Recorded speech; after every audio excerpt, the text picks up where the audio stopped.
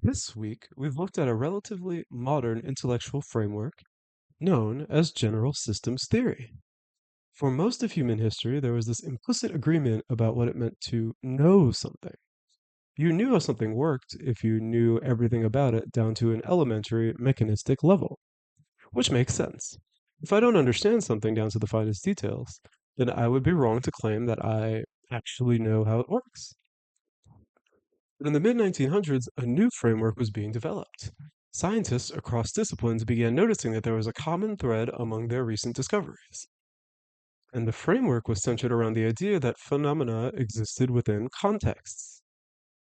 Most everything was an element in a system, and all systems have common features.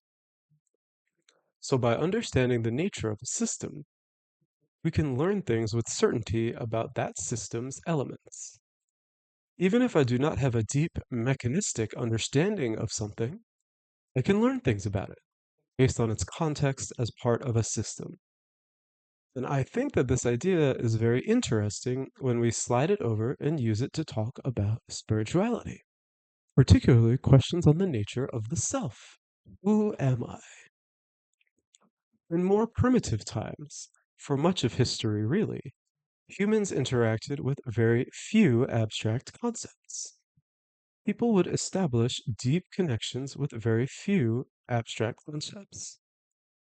For example, if you lived in a forest, over time you would come to understand the rhythms, cycles, and the very nature of the forest. And that forest would reward you. It would provide you with everything that you need to survive and to thrive. There was a simplicity in knowing that you were an element in the system known as a forest. And though it was abstract and mysterious, you had a place, and spiritual questions of who am I were within the context of this single system. But in modern times, things are quite different. I would argue that the modern person has relationships with many, many abstract concepts. And unlike the relationship a primitive human had with nature, our relationship to these multiple abstract entities are quite shallow. There is no single abstract entity in my life that gives me everything that I need to survive and thrive.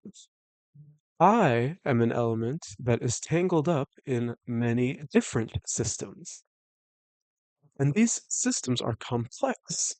In a simpler system, every element is connected to the whole in more or less the same way.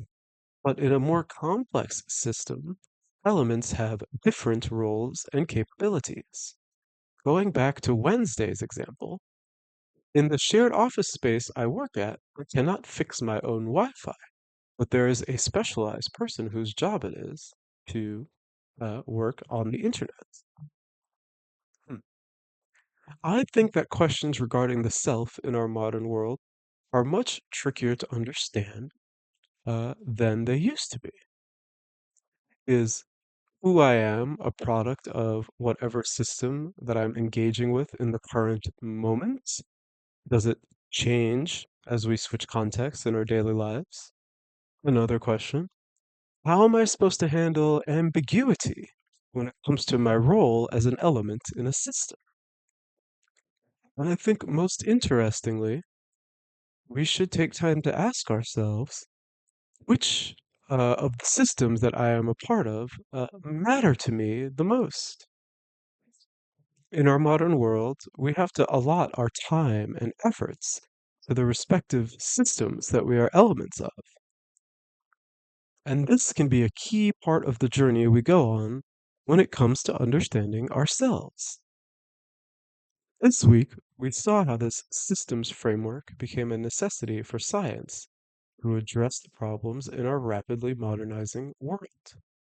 And I wonder if adopting the framework of systems is becoming a necessity as well when it comes to spiritual questions about the self.